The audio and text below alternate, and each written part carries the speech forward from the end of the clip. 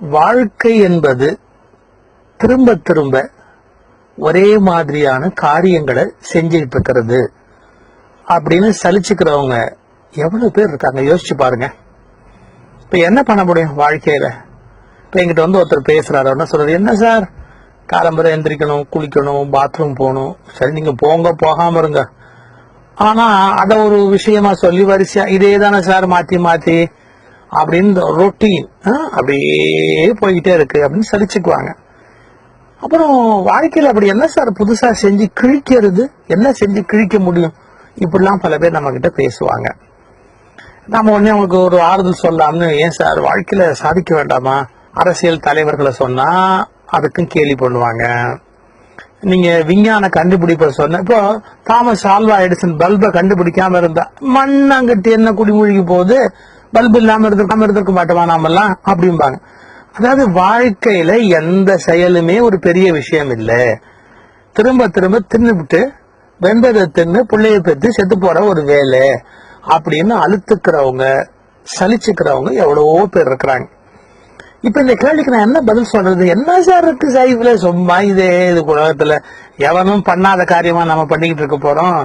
எல்லாம் எவனோ கவிதை எழுதியிருக்கிறான், எவனோ ஒருத்தர் விஞ்ஞானம் கண்டுபிடிச்சிருக்கான், ஒருத்தர் ரயில் கண்டுபிடிச்சிருக்கான், இதே மாதிரிதானே சார் திரும்ப திரும்ப அப்படின்னா இதுக்கு என்ன பதில் சொல்றது? இதுக்கு ஒரு சின்ன ஒரு கதை சொல்றேன். ஒருத்தர் போய் ஒரு துறவி கிட்ட கேட்டார், ஐயா வாழ்க்கையோட அர்த்தம் என்ன கொஞ்சம் சொல்லுங்க. எல்லாமே இன்னொருத்தர் கத்து கொடுத்துருவாங்க, சிலதெல்லாம் நாமளா கத்துக்க வேண்டாமா? சில பேர் நினைச்சுக்கிட்டு இருக்காங்க எல்லாம் மற்றவங்களை கேட்டே தெரிஞ்சுக்கலாம் அப்படின்னு நினைச்சுக்கிட்டு இருக்கிறாங்க. இவன் போய் கேட்டான் ஒரு துறவிட்ட, ஐயா வாழ்க்கையோட அர்த்தம் என்ன, வாழ்க்கை நான் தெரிஞ்சுக்க விரும்புறேன் கொஞ்சம் சொல்லுங்க அப்படின்னு. அவர் சொன்னாரு, இதெல்லாம் இப்படி கேள்வி கேட்டு பதில் கண்டுபிடிக்க முடியாதுப்பா, நீ தியானத்துல இருந்தாதான் உனக்கு விடை கிடைக்கும். தியானம் பண்ணி பாரு, உனக்கு அர்த்தம் தெரியும் அப்படின்னு. தியானம் என்ன பண்றது, எங்கேயாவது நல்ல அமைதியான காட்டுக்கு போய் பண்ணு அப்படின்னு. இந்த பயலுக்கு தியானம்னா என்னன்னு தெரியல, காட்டுல போய் கத்துறான் வாழ்க்கைக்கு அர்த்தம் என்ன, வாழ்க்கைக்கு அர்த்தம் என்ன அப்படின்னு. மரமும் செடி கொடியுமா பதில் சொல்லும்.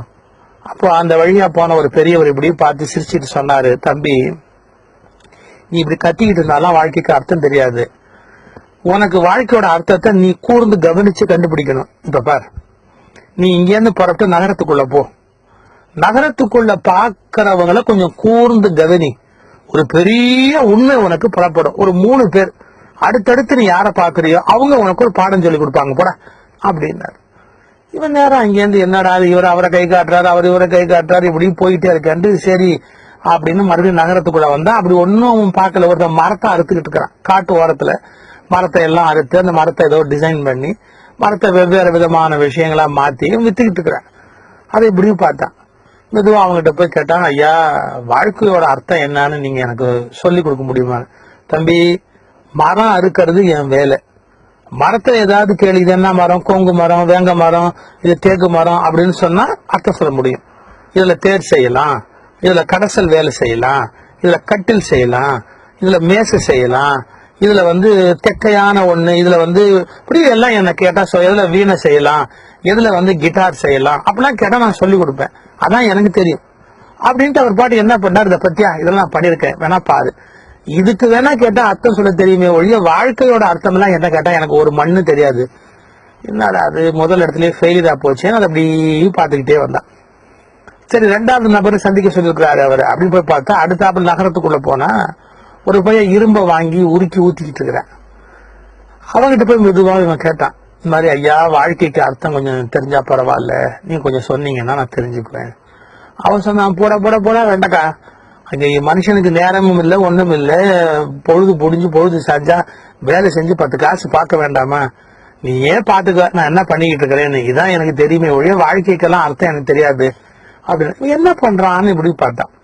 அவன் என்ன பண்றான், இரும்பெல்லாம் உருக்கி ஊத்தி கம்பியா இருக்கு பாருங்க, சன்னமான கம்பி ஆக்கி அந்த கம்பிய மார்க்கெட் பண்ணிக்கிட்டு இருக்கிறான். அவனுடைய வியாபார தந்திரம்.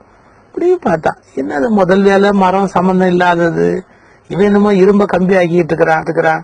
நாம காட்டுல பார்த்த கிழவனும் அடுத்தடுத்து 3 நாளை பார்ப்பேன், அவன் உனக்கு வாழ்க்கையோட அர்த்தத்தை சொல்லி கொடுப்பான்னு சொல்லிட்டு போயிட்டாங்க, ஒரு பையனும் அர்த்தம் சொல்லி கொடுக்க இல்லையே அப்படின்ட்டு இப்படி யோசிச்சுக்கிட்டே போறான். கொஞ்ச தூரம் போனா பாருங்க, அங்க ஒரு பையன் உட்கார்ந்து இருக்கான். அப்போ ஆனந்தமா கிட்டார் வாசிச்சுட்டு இருக்கிறான். டிங் டிங் டிங் அவன் பாட்டு கிட்டார் வாசிச்சுட்டு இருந்தான். இவன் அவனை இப்படி உத்து பார்த்தான். மூணாவது ஆளு, இப்ப நமக்கு வாழ்க்கையோட அர்த்தம் தெரிஞ்சிருக்கணும். 3 பேரை நீ பார்த்த, இவங்க உனக்கு வாழ்க்கையோட அர்த்தத்தை கத்துக் கொடுப்பாங்கன்னு சொன்னாங்களே, இந்த 3வது ஆள் நமக்கு அர்த்தம் சொல்லணுமே, என்ன நடந்திருக்குன்னு இப்படி பார்த்தா ஞாபகம் வந்தது. ஆஹா, நம்ம மரக்கடையில பார்த்தோம்ல, அங்க அவன் கிட்டாரோட ஒரு பகுதியை செஞ்சுக்கிட்டு இருந்தான். எப்படி? அந்த அடிப்பகுதியை, அந்த கம்பியை ஊக்கி ஊத்தி வித்துக்கிட்டு இருந்தான். அதை போய் சம்பந்தமே இல்லை, இது என்ன ஆக போகுதுன்னு தெரியாம அவன் பாட்டுக்கு கம்பியை உருக்கி ஊத்திக்கிட்டு இருந்தான். அந்த மரத்தையும் அந்த கம்பியையும் சேர்த்து கிட்டார் அப்படின்னு ஆக்கி இந்த பய அது உள்ளே எத்தனை சங்கீதத்தை கொண்டு வரான், எத்தனை ராகத்தை கொண்டு வரான், எத்தனை பாட்டு கொண்டு வரான்.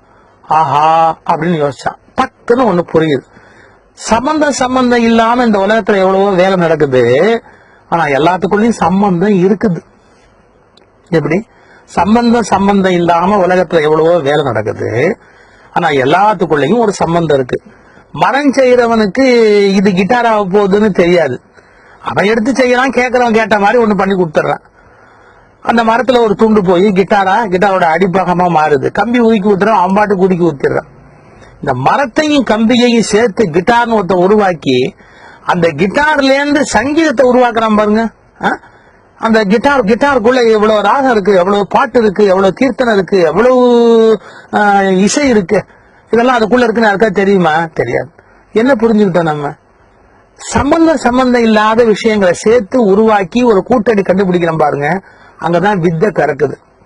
இந்த உலகம் பஞ்சபூதங்களால ஆன கலவை. ஒரு மனுஷனுக்கு ஏன் வித்தியாசம்னா, பஞ்சபூதங்கள்ல அளவு மாறுது. ஒருத்தன் நெருப்பு கூட இருக்கு, ஒருத்தன் மண்ணு கூட இருக்கு, ஒருத்தங்கிட்ட தண்ணி கூட இருக்கு.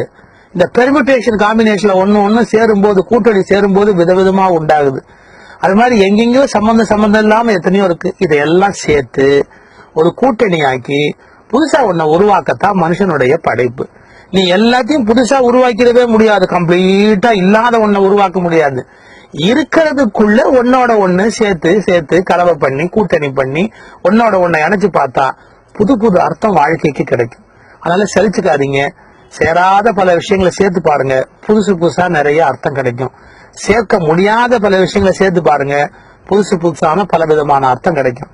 எனவே வாழ்க்கைய பலவற்றை இணைச்சு நாம உருவாக்கிக்கிறோம். ஒண்ணு இல்லாத மரம், ஒண்ணு இல்லாத கம்பி, அதுல இருந்து எல்லாம் இருக்கிற இசை பிறக்குது. எப்படி? ஒண்ணுமில்லாத மரம், ஒண்ணுமில்லாத கம்பி, அதுல இருந்து எல்லாம் இருக்கிற இசை பிறக்குது. அது மாதிரி ஒண்ணுமில்லாத நிகழ்ச்சிகள், இதுல இருந்து எல்லாம் சுவையா இருக்கிற வாழ்க்கை பிறக்குது. இதை புரிந்துக்கணும். ரொம்ப நுட்பமான ஒரு செய்தி.